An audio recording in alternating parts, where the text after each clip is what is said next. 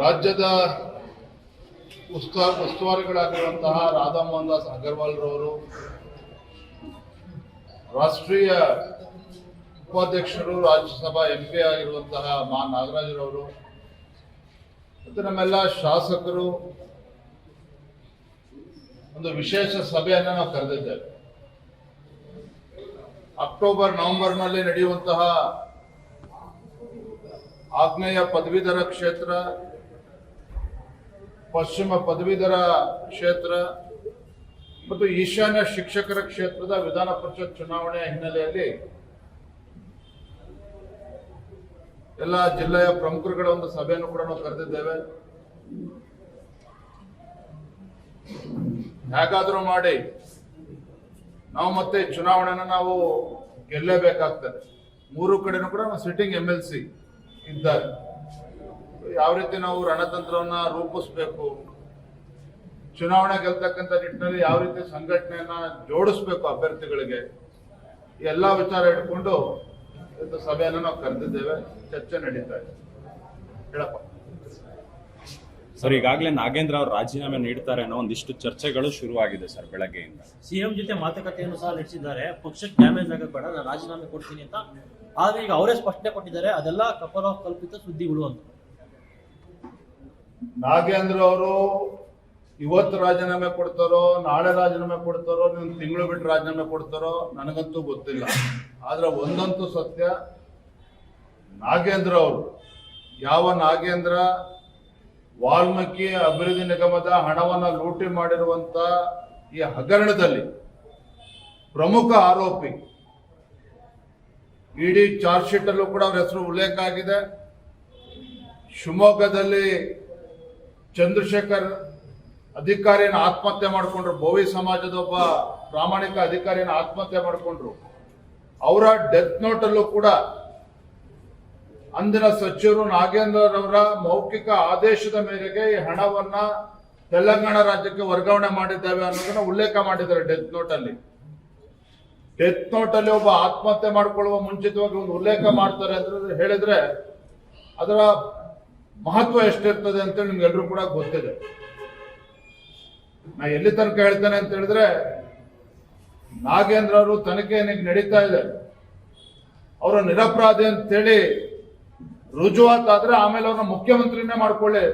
ನಾನು DK ಶಿವಕುಮಾರ್ ಅವ್ರಿಗೂ ಕೂಡ ಹೇಳ್ತೇನೆ, ಅವರು ಪ್ರಾಮಾಣಿಕರು ಅಂತೇಳಿ ಏನಾದ್ರು ಪ್ರೂವ್ ಆದ್ರೆ ಅವ್ರು ಮುಖ್ಯಮಂತ್ರಿ ಮಾಡ್ಲೇಬೇಕಾದ್ರೆ, ಮಂತ್ರಿ ಎಲ್ಲ ಮುಖ್ಯಮಂತ್ರಿ ಮಾಡ್ಲಿ, ನಮ್ಗೇನೋ ತಕರಾರಿಲ್ಲ. ಇಲ್ಲಿ ನಾವು ಭಾರತೀಯ ಜನತಾ ಪಾರ್ಟಿ ನಾವು ಎತ್ತಿರುವಂತ ಪ್ರಶ್ನೆ ಬಹಳ ಗಂಭೀರವಾಗಿದೆ. ದಲಿತರ ಅಭಿವೃದ್ಧಿಗೆ ಮೀಸಲಿಟ್ಟಿರ್ತಕ್ಕಂಥ ಹಣವನ್ನ ಕೊಳ್ಳೆ ಹೊಡೆದಿರುವಂತಹ ಕಾಂಗ್ರೆಸ್ನವರು ಯಾವುದೇ ಕಾರಣಕ್ಕಿಂತ ಭ್ರಷ್ಟರನ್ನ ಮುಂದುವರಿಸಬಾರದು. ಕ್ಯಾಬಿನೆಟ್ ಇಂದ ತತ್ಕ್ಷಣ ಕೈ ಬಿಡಬೇಕು. ಇದರ ಸದನ ಪ್ರಾರಂಭ ಆಗುವ ಮುಂಚೆನೂ ಕೂಡ ಹೇಳಿದ್ದೇವೆ, ಅಧಿವೇಶನ ಪ್ರಾರಂಭ ಆಗುವ ಮುಂಚೆನೂ ಕೂಡ ಹೇಳಿದ್ದೇವೆ, ರಾಜ್ಯದ ಜ್ವಲಂತ ಸಮಸ್ಯೆಗಳ ಬಗ್ಗೆ ಚರ್ಚೆ ಆಗಬೇಕು, ಉತ್ತರ ಕರ್ನಾಟಕ ಸಮಸ್ಯೆ ಚರ್ಚೆ ಆಗಬೇಕು, ಬರದ ಬಗ್ಗೆ ಚರ್ಚೆ ಆಗಬೇಕು, ನೀರಾವರಿ ಯೋಜನೆಗಳ ಬಗ್ಗೆ ಚರ್ಚೆ ಆಗಬೇಕು, KPSC ಹಗರಣದ ಬಗ್ಗೆ ಚರ್ಚೆ ಆಗಬೇಕು. ಇಷ್ಟೆಲ್ಲ ಸಮಸ್ಯೆಗಳು ಚರ್ಚೆ ಆಗಬೇಕು.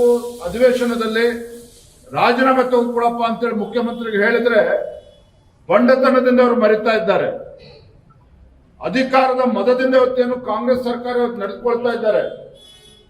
ಈ ಮದವನ್ನು ಇಳಿಸ್ತಕ್ಕಂಥ ಶಕ್ತಿ ಇವತ್ತು ಭಾರತೀಯ ಜನತಾ ಪಾರ್ಟಿಗಿದೆ. ಇವತ್ತು ಮತ್ತೊಮ್ಮೆ ಎಚ್ಚರಿಕೆಯನ್ನು ಕೊಡ್ತಾ ಇದ್ದೇನೆ ಮಾನ್ಯ ಮುಖ್ಯಮಂತ್ರಿಗಳಿಗೆ, ಹಗುರವಾಗಿ ತೆಗೆದುಕೊಳ್ಬೇಡಿ ನಮ್ಮ ಹೋರಾಟವನ್ನ.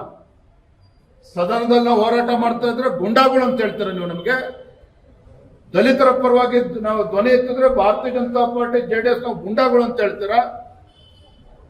ದಲಿತರಿಗೆ ನ್ಯಾಯ ಕೊಡಿಸುವಂತ ನಿಟ್ಟಿನಲ್ಲಿ ಏನು 187 ಕೋಟಿ ಹಣ ಲೂಟಿ ಆಗಿದೆ, ವಾಪಸ್ ಹಣ ಬರಬೇಕು, ಆ ಸಮುದಾಯಕ್ಕೆ ಸೇರ್ಬೇಕು ಹಣ ಅಭಿವೃದ್ಧಿಗೋಸ್ಕರ.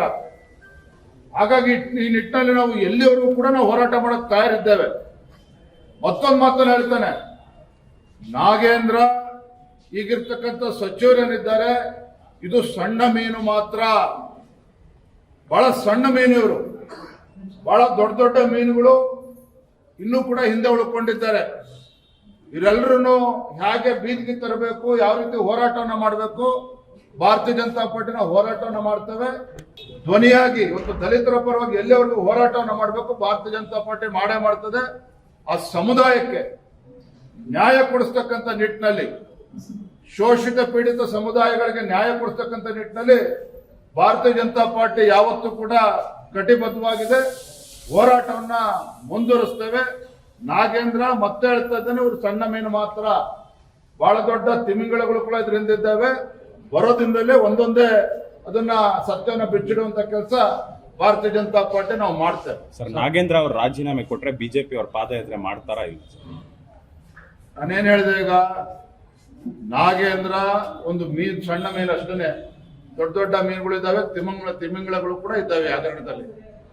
ನಮ್ಮ ಉದ್ದೇಶ ನಾಗೇಂದ್ರ ಅವರ ತೇಜೋವಧೆ ಮಾಡಬೇಕು ಅಂತಲ್ಲ. ನಮ್ಮ ಉದ್ದೇಶ ಆ ದಲಿತ ಸಮುದಾಯಗಳಿಗೆ ನ್ಯಾಯ ಕೊಡಿಸ್ಬೇಕು.